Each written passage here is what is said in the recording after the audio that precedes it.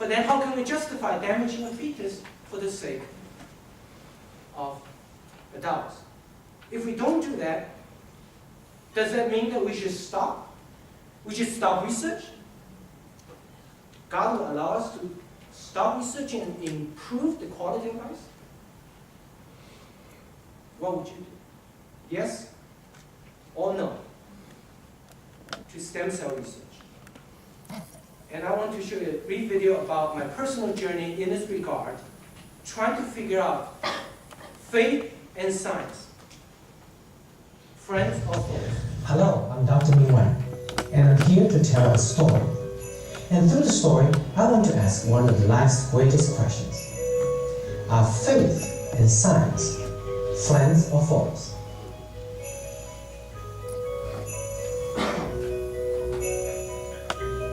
"16 years ago, we were conducting corneal wound healing research and found that in contrast to an adult eye, which scars after injury, resulting in the loss of sight, a fetus can actually heal without scar.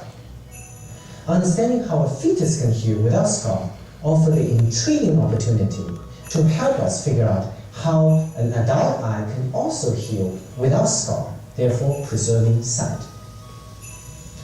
But here, science and faith clashes with each other.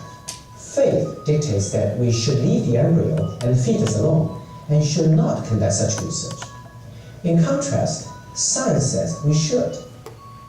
If we follow our faith and do not conduct such research, then how can we face the patients who are suffering from illnesses for which stem cell and fetal wound healing research may present the only hope for treatment?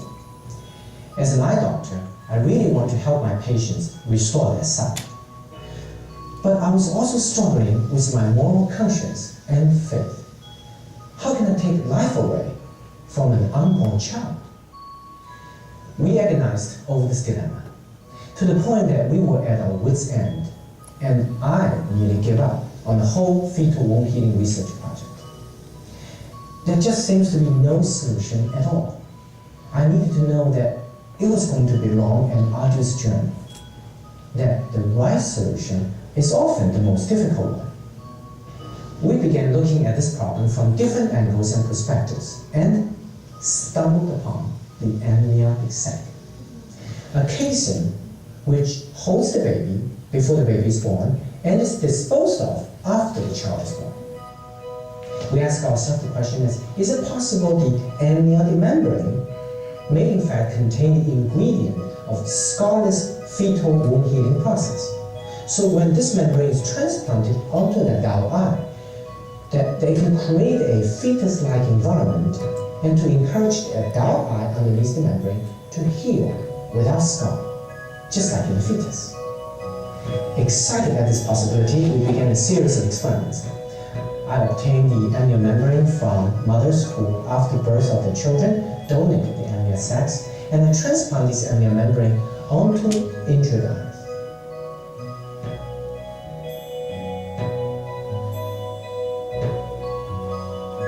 We published the first paper in scientific literature that demonstrated laboratory success of reduction of corneal scar with amniotic membrane transplantation.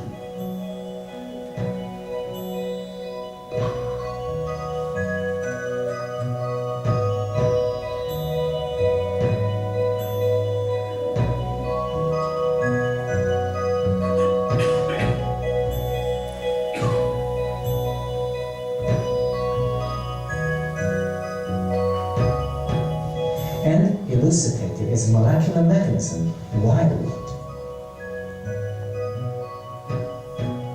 We invented amniotic membrane contact lens, obtained 2 US patents, and started product development.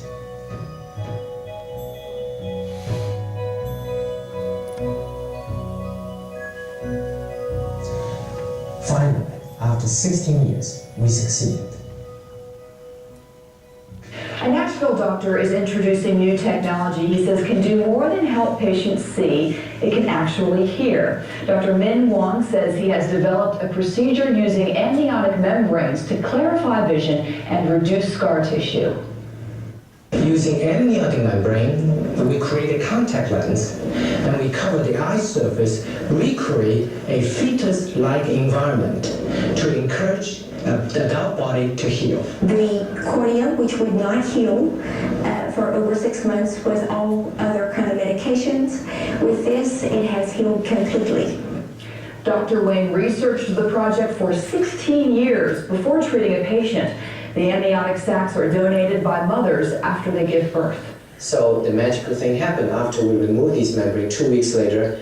Instead of seeing, for injured eyes, instead of seeing a scarred blind eye, we saw clear vision eye with vision. Wow, that's pretty amazing. Tonight, an amazing story that reads like a medical miracle. Matt Higgins was just 4 years old when he was diagnosed with Stevens-Johnson syndrome, a severe infection that took away his sight and could have killed him.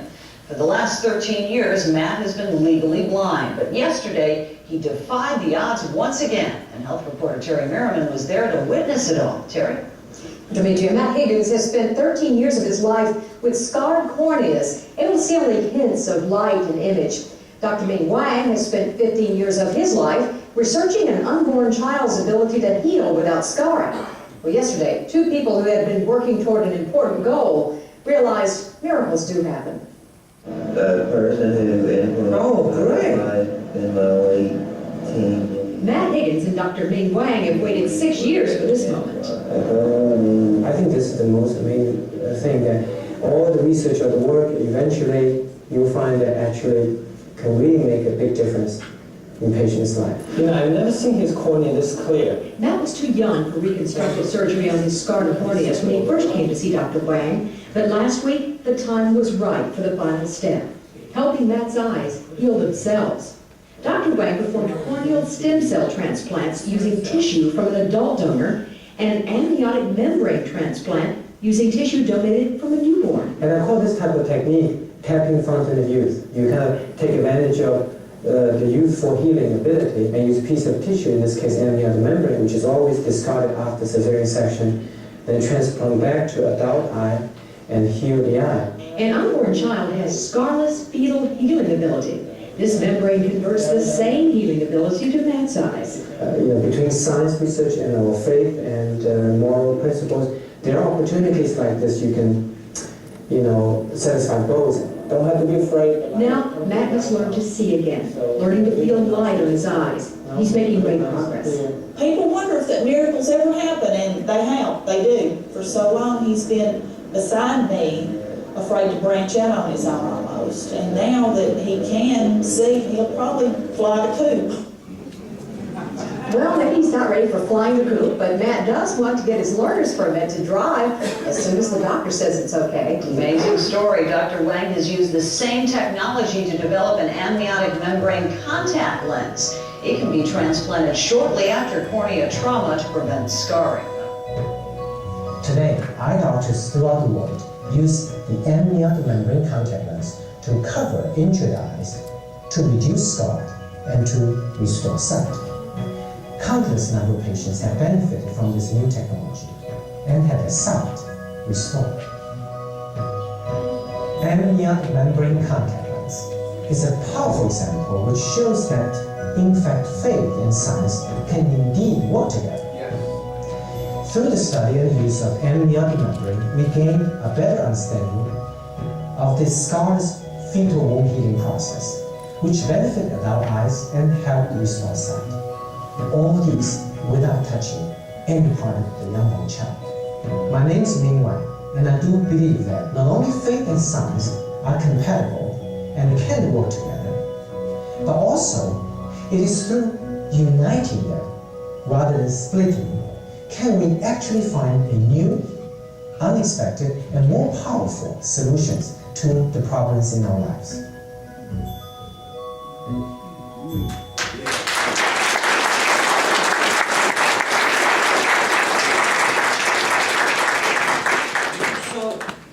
Example shows that God does want us to do research, but He wants to use a special piece of membrane. So sometimes when research and faith come into conflict, doesn't mean the solution is not there. Because we are mortal. We have our limited capacities.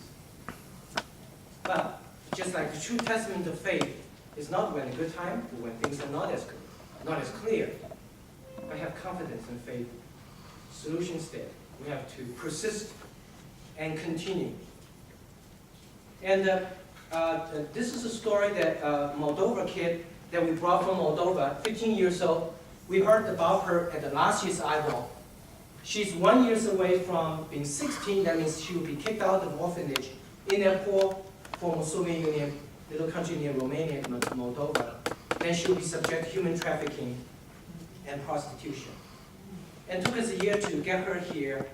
And I will show you the, this was taken, we did lots of prayer, lots of people participating, helping. This was taken right after her surgery. Maria? And she has never seen herself. She's looking at, and the image in here started moving. Now she realizes. In Romania means I'm See Casey? Look at Casey. Can you see me?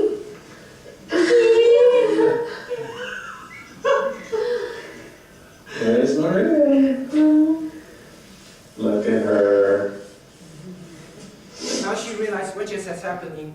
She had just seen herself for the very first time. Wow. And so, in closing, I want to say that our life, at least in my own personal experience, can be so much enriched by not locking ourselves in one area, such as just believing science alone, but believing that science and faith can work with each other, can be synergistic. Perhaps evolution working on local scales, species change, adapting environment changes, but creation working on grander scale has to do with the origin.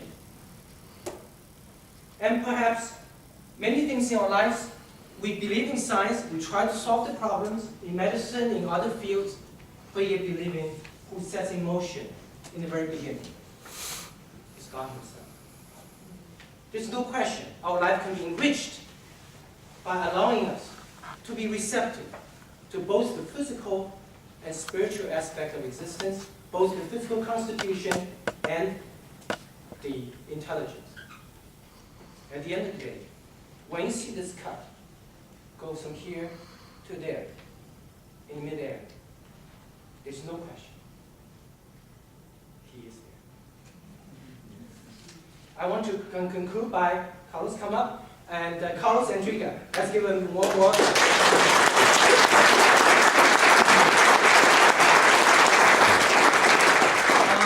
Carlos and I will play a couple of tunes for you, and using the same instrument that I played during Cultural Revolution as a youngster, trying to escape deportation at the time in the Chinese government.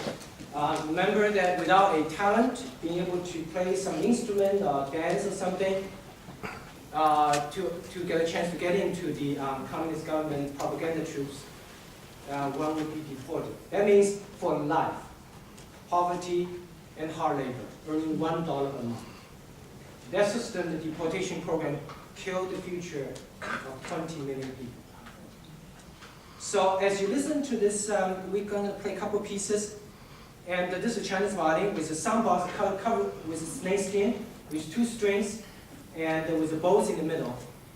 And I'd like you all to kind of close your eyes, try to feel the life's meaning, what we're going through every day, what it all amounts to. And try to feel His presence. And you will only feel when you're quiet and humble.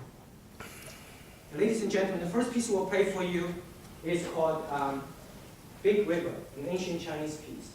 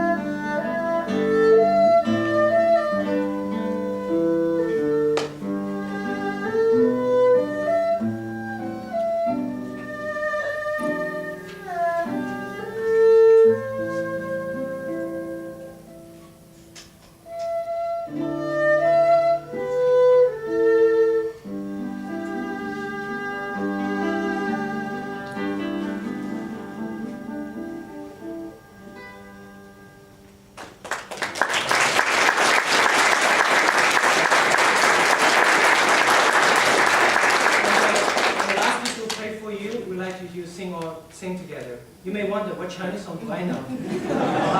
We'll play 3 times. We'll play once, colors play once, and we sing together.